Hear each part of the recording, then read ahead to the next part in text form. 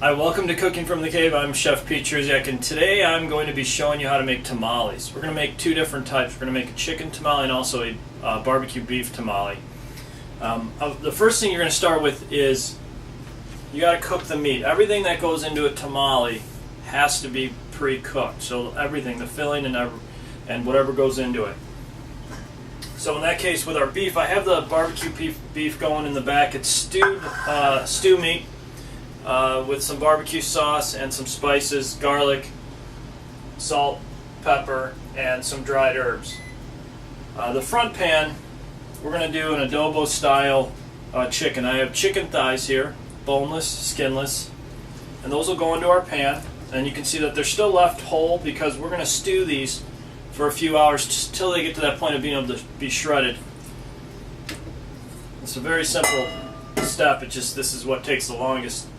We have spices. I have an adobo spice and a smoked paprika, and we'll put on the website the ingredients that go into the adobo spice.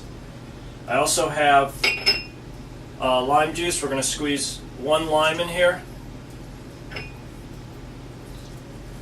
and we're going to need a little bit of water as well, so we can almost create a stew or a steaming effect.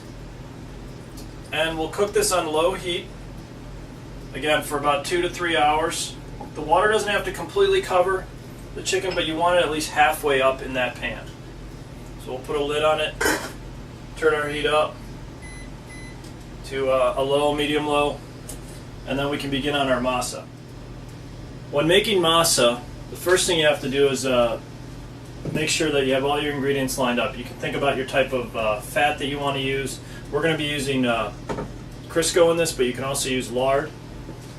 Masa itself is a refined corn product. You can pick it up in almost any grocery store, but look in the Mexican aisle or the ethnic aisle. What it is it's refined corn with the mineral lime mixed in. The lime is actually designed to give it a little bit more flavor and also to keep the corn that's been refined into a powder so it doesn't start to clump together. Now, our first step is whipping our fat. So our Crisco that we're going to use here, again, you can use lard if you want. And I'm just going to process it so until it turns almost to that point of being a whipped cream type consistency.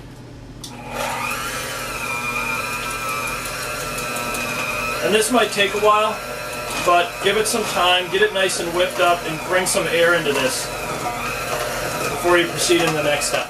Here is our shortening or lard whipped cream, if you will. And now we're going to start to work in the other ingredients. The next step is to get all your dry ingredients together, just kind of like you're making muffins. I got my masa. We're going to mix that in with our baking soda as well as salt. It's 1 teaspoon of baking soda and a half a teaspoon of salt. Just going to stir that up.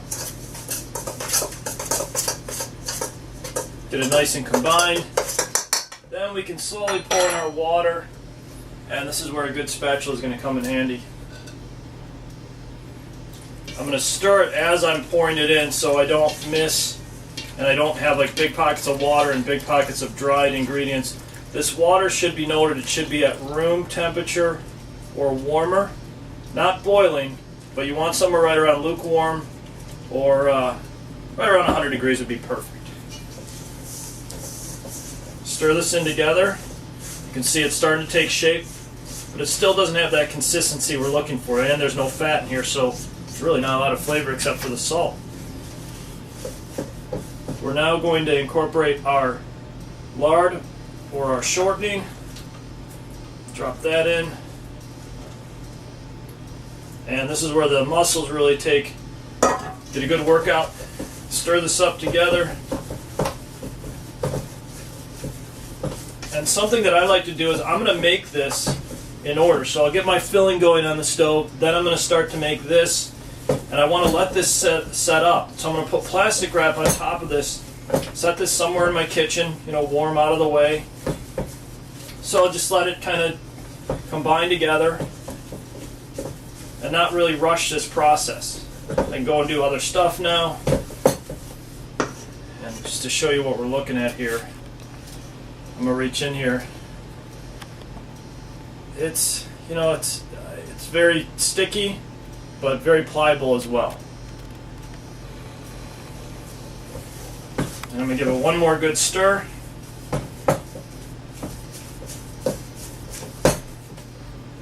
And there's your masa for your tamales. So again, let's put some plastic wrap on this. We'll wait for our filling, and we'll come back in about maybe 2.5 hours, and we'll start to roll some tamales. 3 hours later, and our chicken is cooked. It's shredded. It's falling apart. Our beef has already been is at that point too. At this point, you want to try the chicken. Make sure it has enough seasoning and everything in it. So I'm going to add a little salt and just a touch of pepper. About a 1/4 teaspoon of each. Stir that around. We're not going to use all that liquid in there, but some in there is important. The next thing is the masa, or what actually makes our tamales, and that's the dough. I've preformed some tamales for you, but there's also the corn husks that go into it. Corn husks have to be soaked for about 30 minutes prior to starting to make tamales. I've been soaking them ever since we started the chicken. You can start at that point. It's not going to hurt if they're in water for 3 hours, but realistically a minimum of 30 minutes is important. I'm going to show you how to roll out 2 tamales. First thing, just shake off any excess water. Make sure there's no tears in them. And I think I got 2 good examples.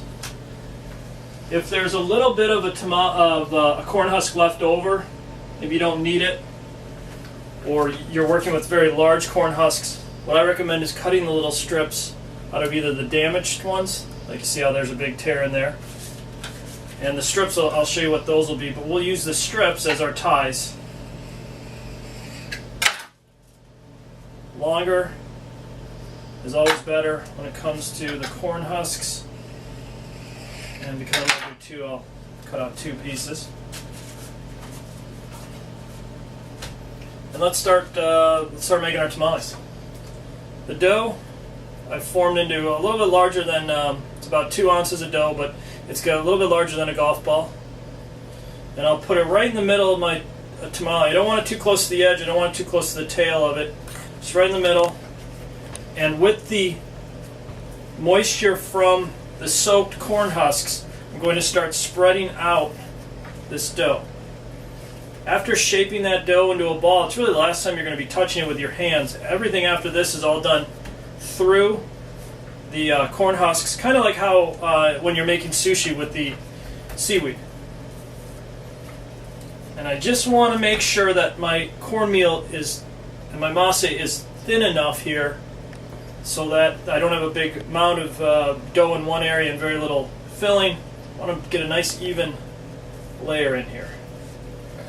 And I'm pressing with my fingers, I'm spreading it out so I have basically almost a square to work with. Doesn't have to be exact. We're going to make we'll make a chicken one first, then we'll do the beef. Looking at probably I want to say a 1-to-1 ratio, maybe a 2-to-1 ratio of masa to filling, because we need that masa to get all the way around the filling, but we don't want so much, again, that we're having doughy substance with just a little bit in the middle. You don't want it the other way either, because then your tamales will fall apart. It's about right, maybe a little bit more. Then I rotate it 90 degrees. I take my top half, I fold it over to meet my bottom half, and then with my bottom half I'm going to use the texture of the corn husk, and I'm almost going to have it roll off that masa to meet the other side. So I'm doing it a little bit slower than I normally would. But once it comes together, see how it's time to move that tamale down in your corn husk and then begin to roll it. Just like that. One more turn. And there you go. We're going to fold over the narrow end, so the end that comes to a point here. Stand it up. You can see what's inside.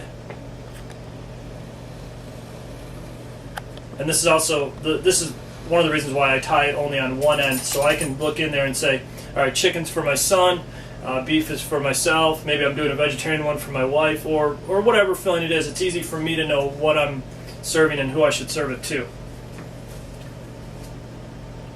At this point, we're going to use those strips that we had over in the corner that we took from some of our damaged corn husks. We're going to tie these into double knots. I've seen some tamales where both ends are tied over, that's fine. I've seen ones where they're just folded over and there's no tie at all. So there's your tamale. We're going to put it in our steamer, and we'll talk about what we're going to do over there in our steamer. So I'll make one more for you.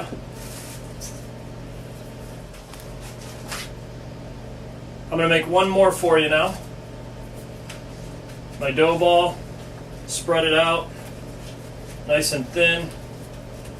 With our batch that we made, and it was 2 cups of masa, 2 cups of water, 3/4 cup of lard or shortening, salt, baking soda, that made about 14 tamales. It's somewhere between 14 and 16.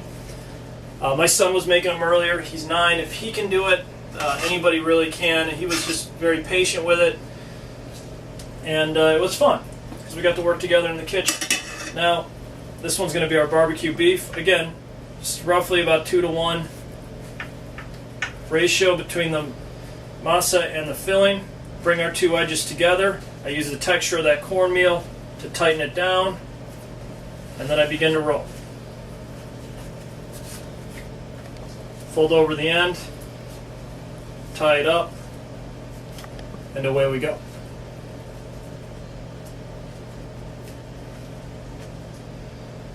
Few things to say. If you have extra corn husk at the top, you can go and cut that off. This is okay. It's about 1/2 inch, 1/4 inch left over on top. But if there's a real large amount, just cut off with a pair of kitchen shears.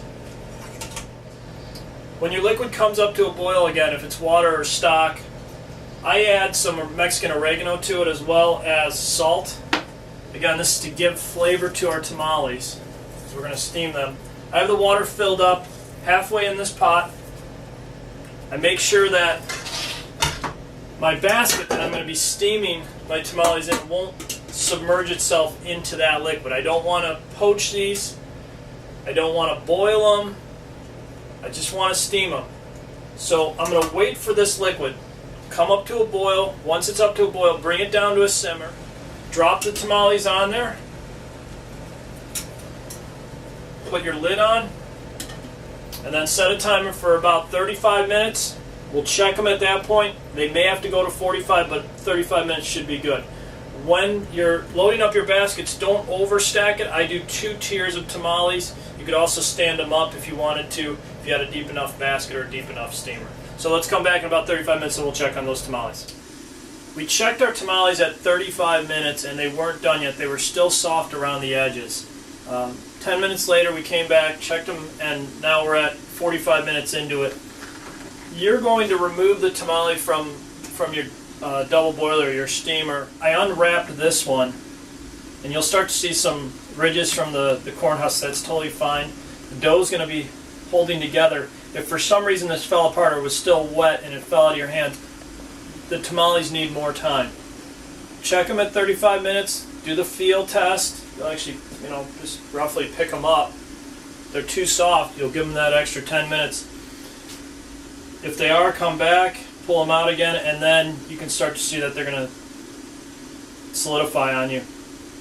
At this point, we're ready to eat. So I got some salsa, some guacamole. We have some recipes on the website that cover those 2 things. Have fun with this. Be creative with the dish itself. Be creative with your fillings. And I'm going to serve this, go get a cerveza, and we're going to have dinner. So thanks for joining us from Cooking from the Cave. I'm Chef Pete Truziak, and we'll see you real soon.